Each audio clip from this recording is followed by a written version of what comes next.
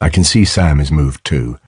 It's moments like this, when something so unexpected happens, that you must simply stand, absorb it, and recognize its profound effect.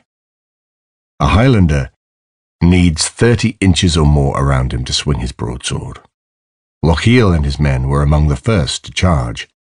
They stood on the right of a line that stretched 1,000 yards. The line took an oblique angle, with the left standing 800 yards from the British troops, while Cameron and those on the right stood 500 yards away. It was only on the right that made it to engage with the British.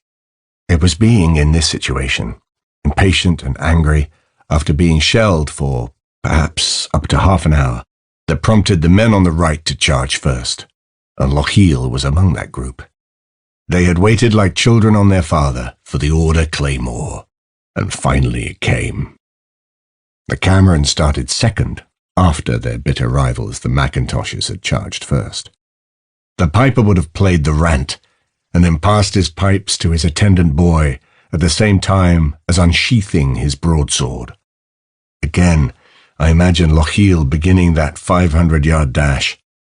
Imagine the sound, the screaming and the panting as hundreds of men ran forward like hungry wolves. If you've ever sprinted 500 yards, you know how hard that is.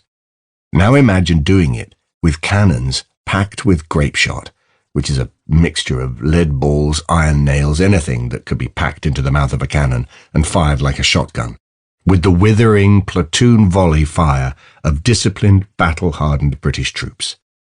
Some Highlanders held their plaids in front of them in the vain hope of shielding themselves from the rain of lead tearing through them. And now imagine doing it over rough ground, carrying a sword and shield. All of this ran through my mind, looking at the weapons assembled in Agnacari Castle.